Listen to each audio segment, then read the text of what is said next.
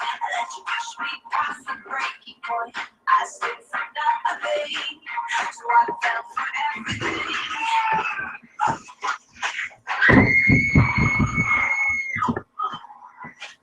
Held me down, but I got up. Already rushing on the dust. You hear my voice, you hear that sound. Like thunder gonna shake the ground. You held me down, but I got up. Get ready, 'cause enough. I see it all, I see it now. I got the eye of the tiger. Fire, dancing through the fire. I am a champion, and you're gonna hear me. Hi guys, I do apologize. I know that some of you had some technical difficulties getting on, but I want to thank you all for joining me tonight for my webinar, Live Life for Jesus, Emerge. This webinar's focus is to explain to you how faith saved my life after rape. So once again, I just want to thank you all for joining me tonight. I really appreciate you being here with me. For those of you that don't know me, just want to tell you a little bit about me. My name is Lakeisha Anthony. I am a survivor of sexual abuse as well as a survivor and a freshman in college. I am the oldest of 15 children. I have 4 parents and 1 mother who loves me dearly, and I love her back. And I am the CEO and founder of an organization called Voice, Victory Over Inconceivable Cowardly Experiences. It's a sexual abuse survivors network, and what we do is primarily help people find their voice after sexual violence, whatever that may look like for you. For some, it may mean just being able to stand in solidarity with other survivors to say, hey, I'm a survivor. For others, it might just mean being felt that something did occur, and you can say, okay, this happened, and start the healing process. While for others, it might mean that you haven't told anyone and you need to talk to your parents or your loved ones or whoever that may be, and tell them, and you need some assistance in there, having someone to stand by you while you talk to them. So whatever capacity you might need, to find your voice, we are here to help you do so. I just want to tell you a little bit about my story and why I decided to start talking about why faith saved in my life. So as you all, like I said, I was sexually assaulted at around the age of 8. Growing up around the age of 6, I started going to church and I got saved and I accepted Jesus as my personal savior. I really truly had strong faith at 6. I believe God for some major things in my life, and it actually did happen. A neighbor took me to church and really rooted me and grounded me in faith, and faith is something that I held on to ever since. I didn't realize that I actually did hold on to my faith during one of the darkest moments of my life, but as I look back on that situation, I realized that I really did hold on to faith. So around 8, I was sexually assaulted. I did not remember that experience. That was one experience I decided to press far down, and I did not remember it at all until I started Voice, and I started doing the work that I was doing for Voice. It all came flooding back to me one day, and I'm not impact that particular experience had on my life, but I'm quite sure that it did impact me growing up, and it might have been the reason why I was an angry teen, or I had some of the difficulties I had growing up as a child. But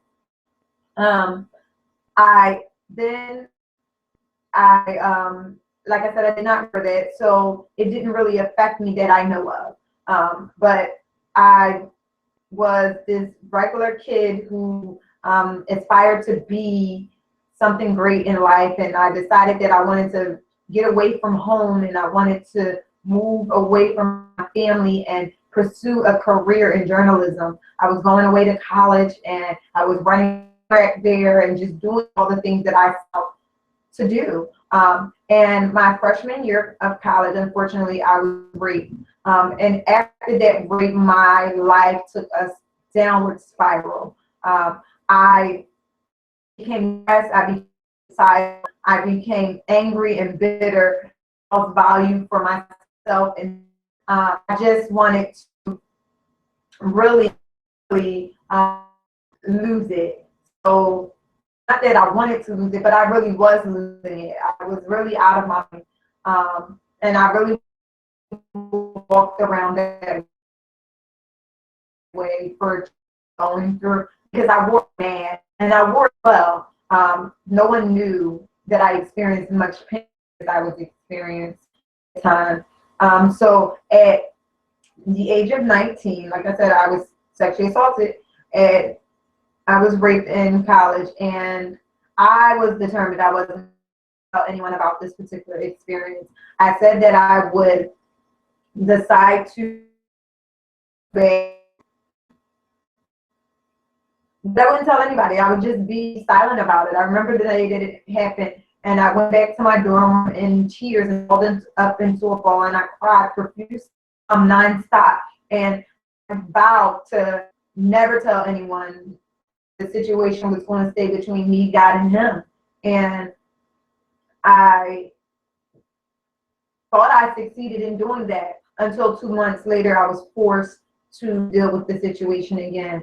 And the way that I was forced, I decided to go to the doctor for x-rays. I said I was an athlete, so I was track, and I was injured early in the season.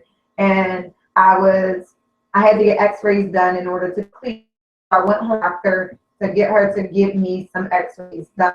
And in the process, she says, oh, okay, well, we need to take a pregnancy test. In the process of taking that pregnancy test, I discovered that I was pregnant. It was truly a shocker for me. It was something that I just did not know how to even process mentally or emotionally. I'm a 19-year-old pregnant. I'm pregnant by the guy who raped me. And it was one of the worst moments of my life. And I walked out of that doctor's office, and it just so happened that my family was there with siblings and my mom. They had to go across the street, everyone except for my little sister, who was 12 at the time. I revealed it to her that I was raped. I don't know if she truly understood what that meant at that time, but she was the one that I told first. I then went across the street, and I asked my mom for a quarter or cent, whatever it was, to use a payphone so I can call my dad. I didn't even tell my mother. I asked my dad, I said, I need you to come get me. There's an emergency. And when I did so, I got into the car with my dad, and I told him that I was raped. And of course, like other dad, he was so angry. He wanted to go shoot somebody. And I was like, no, you can do that. That's not what I want you to do. I want this situation to go away, and I want to make it go away the best of my ability. And of course, he had no choice but to respect my choices. From there, I decided to tell my mother and my grandmother, who all were in disbelief. My grandma, so much so to the point where she asked me, well, why didn't you say anything? You waited 2 whole months before you decided to say anything. You sure you ain't just pregnant by somebody and scared to tell us? And I said, no, I'm positive that's not the case. I said I was raped, and I didn't tell anybody because I was ashamed, because I felt guilty, because I felt, why didn't I say anything? Why didn't I do anything? I don't know. I thought to myself that if I said something, it would make matters worse for me. So I decided to keep it a secret as long as I could. And now here I am facing pregnant. And the decision of whether I'm going to carry this man's child or am I going to fight for my life again. And I chose that I was going to fight for my life again without a child, because I didn't understand how to be able to even look a child in the face that would be constantly reminding me of something that I vowed to forget and to act like never happened. So I continued on act like nothing ever happened. I went and scheduled an abortion. Yes, I'm saved, and yes, I believe in God. But at that point, I was not ready to go that route. And I said, God, you will have to deal with me how you deal with me. My faith wasn't as rooted and grounded as I thought it was. I didn't trust God as much during that frame. So I decided I'm going to get an abortion. And I never forget the day. It was a Thursday. It was a Thursday, and my mom went with me. And we got it done. And I remember being in the chair like I was being raped all over again, because ultimately, like, I couldn't wrap my mind around the fact that I am getting abortion number 2, that if I decided to keep this child, that I would have to look at the face of the person who abused me over and over again.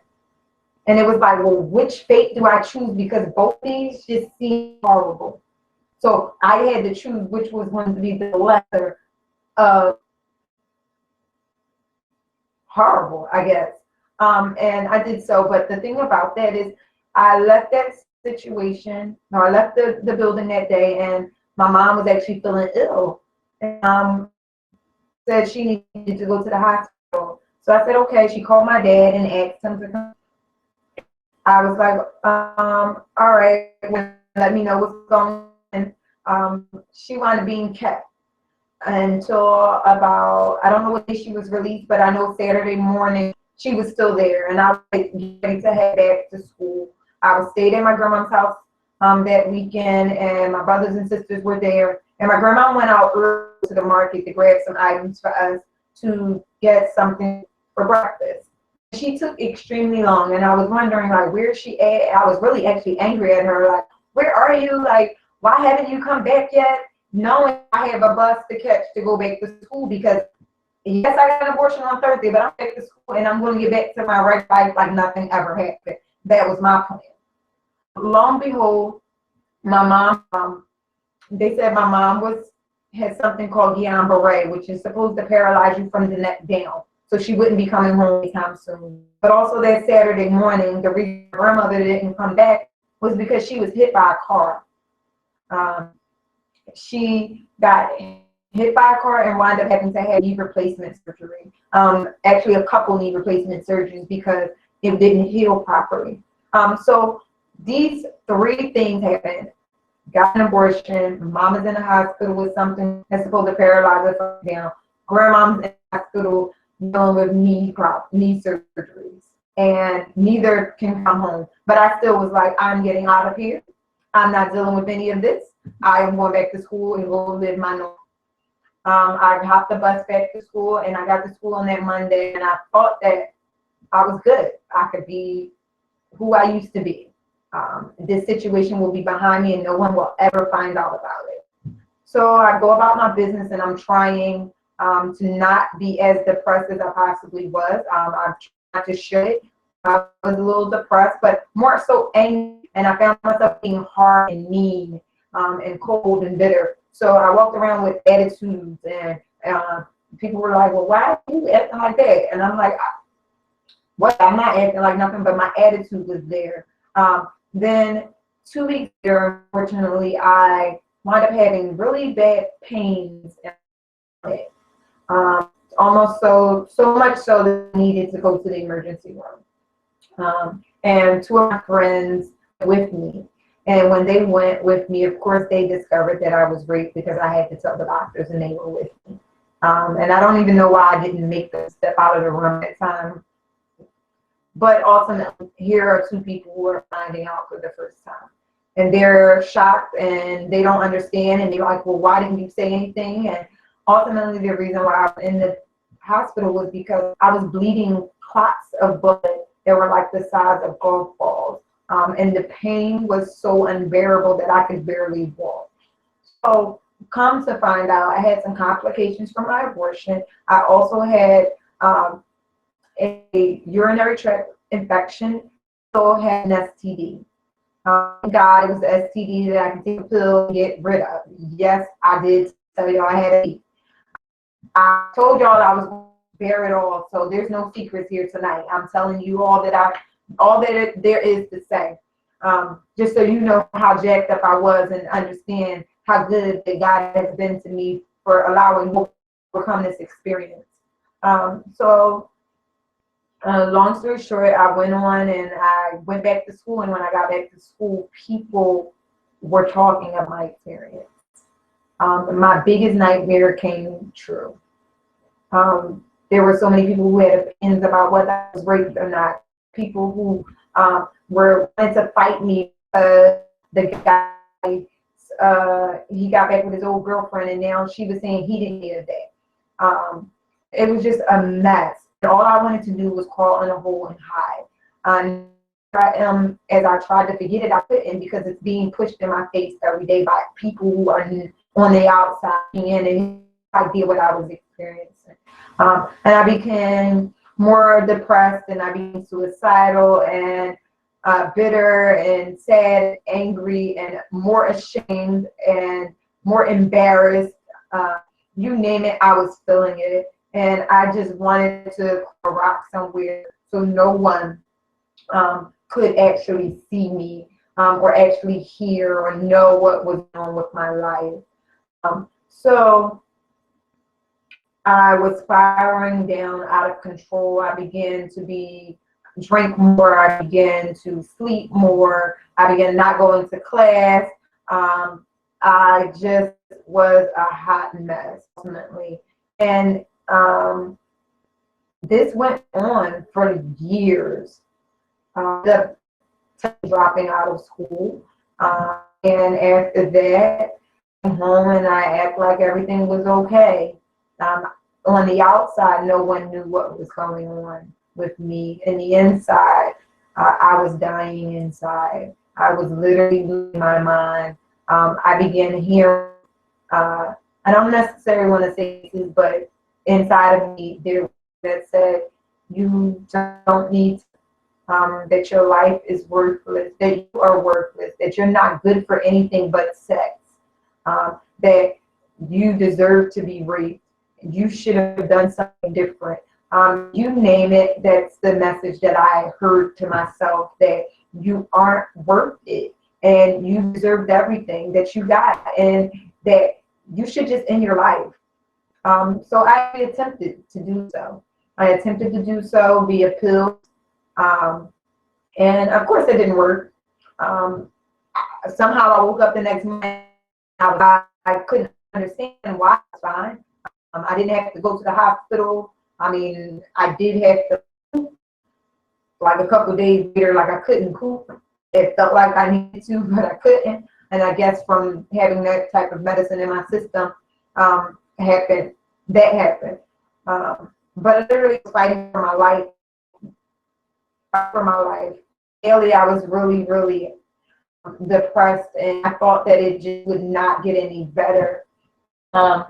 But what I found that despite that, I still had this faith that I didn't understand. That I still believed God. I still believed that something better was on the other side of this.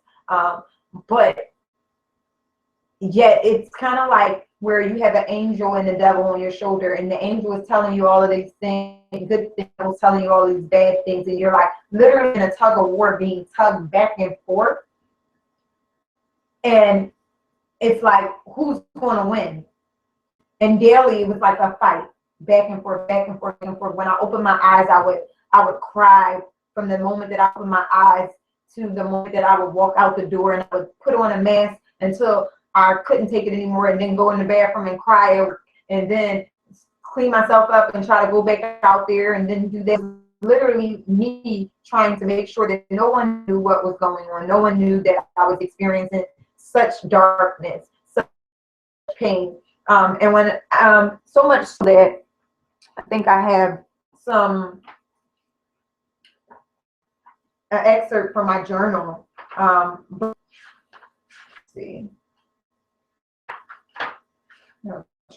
So you know that it's really real. So look, it says 8/29/09.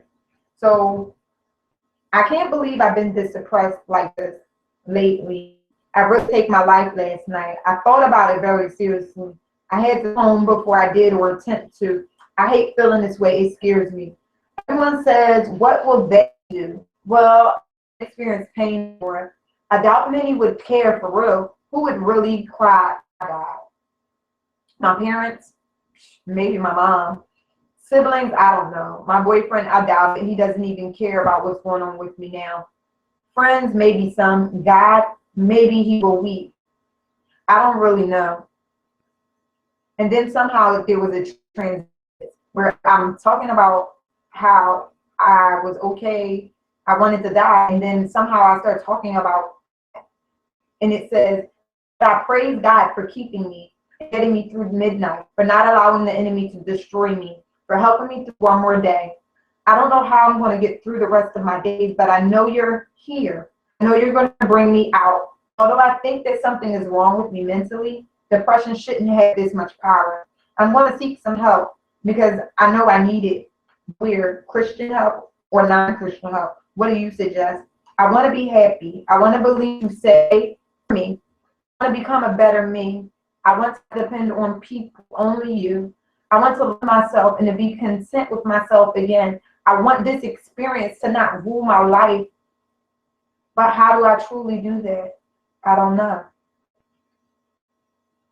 So as you can see that there was me having faith that God would do something different for me. But yet, on the other side, I was still in despair and still hurt and still in pain. So what I started doing was I started writing affirmations because I realized that the more you fed the good side, the less the bad side would be a win. Literally this was a part of my fight daily. I started reading affirmations. And here's one. The same thing that happens to us as long as our eyes are on His Majesty, there is a bounce in our step. But let our eyes focus on the dirt beneath us and we grumble about every rock crevice we have to cross. For this reason, Paul urged us, don't shuffle along eyes to the ground, absorb with the things right in front of you. Look up and be alert to the things on around Christ. That's where the action is. See things from His perspective. Colossians 3:1-2. And not only that, I think my own as well. It says, you are perfect as you are. God didn't create life. No, everything created by God is perfect, and so are you. So stop driving yourself mad with endless ways to improve and just accept the glory of the Lord upon your life. That this situation not determine your life. That this situation you can overcome. And other ones like be strong, be brave, be fearless. I'm never alone. That God is not giving me a spirit of fear, but a power, love, and a sound mind. That I'm more loved than I will ever someone who died to me. And these were some things that I did daily in order for me to start to get that into my system and get it into my ears, and for me to believe that there was somebody out there that loved me. There was somebody out there that was bigger than me, that if I just held on, that eventually something will start to happen on the other side of this. So I believe that there was something bigger than me, someone bigger than me. There was someone more powerful than me that had control, that could actually bring me out of this. And I believe that person to be God. And ultimately, you don't have to believe that it's God, but I implore you to believe in something, believe in somebody, believe in something that is bigger than you. Because when you don't have the strength, when you don't have the power, that thing that is in you will give you the strength and the power to be able to hold on. Even if it's holding on by a thread, still hold on. And that's a great thing. And it means that you have some kind of faith and some kind of strength there. The other thing I would say is to make sure that you have at least a mustard seed of faith. God said it only requires a mustard seed. A mustard seed is so tiny that we couldn't even see it if I put it in between my fingers. But that's all that requires in order for you to be able to get through. Hold on to that size of faith and then build upon that. When you have that small entity of faith, build upon it. Allow it to grow stronger in order for you to go through, no matter how dark the situation is. If you have at least a mustard seed of faith, that there is on the other side of the tunnel. The other thing that helped me, and then that I had faith, and that faith was actually saving my life, was that because God was the ultimate survivor. Christ survived death, hell, and the grave. He survived all of these things. He survived survived all of these things. And yet, He lived again. So why can't I live again? That he survived, that he was my example, that if he lived again, that I can live again too. And it's so crazy. And the other thing was just realizing that he will send people your way. He will send things your way, encouragement your way to let you know that, hey, I'm thinking about you. Hey, I love you. And hey, I'm here for you. I remember the time that I wanted to commit suicide, and I actually was driving home from work, driving on 95, and this was another incident where I'm driving. I heard drive off the cliff or drive off the bridge. There's a bridge before you get to Broad Street. You have to cross the bridge, and it's tons of water. And I went to go drive to the bridge, and when I drove, my transmission went on my car. So I couldn't stop. I couldn't drive anymore. The car stopped. Right before I got to the very edge to be able to push my car over. Like, no, Dora, that's not what I want for you. Suicide is not that there is life for you. I have something for you in the end of it. And now look at me now. I'm able to sit here and tell you about all of these dark experiences in my life to help to try to encourage you or anybody else that have experienced what I experienced. I didn't think I would be able to do that years ago. It took 12 long years, but yet it happened. Here I am. And that night that I decided to try to go over the bridge, I gained a new perspective that he was watching me and he's keeping me and he was taking care of me. So if he's watching me and keeping me and taking care of me, then he's watching and keeping and taking care of you too. So I just want to thank you for listening to my story. I just want to let you know, I did tell all of my viewers that I did have a special surprise tonight. And the surprise that I have is a ebook. It's a 7-day devotional about Christ and how he endured some of the most grueling things ever in life. And he survived. Yes, those things that he experienced are quite similar that sexual abuse survivor would experience. So I ask that you would go to my website, www.voice.org, and go check it out. It's on discount tonight up until tomorrow for anybody interested. And if you don't need it, I implore you and I encourage you to share it with another person that you think that might need it. Just so you know, my voice and they can too. And I also encourage you to get on this fight against sexual violence. Begin to spread the word and let people know that it happens, but yet it does not have to determine their lives. That it happens, yet we still can be free. That we have a voice and that our voice has power. So I thank you again for tuning in tonight, and I just hope that you would tune in for me again. Again, the website is www.survivorsvoice.com. Check us out. Thank you, and good night, guys.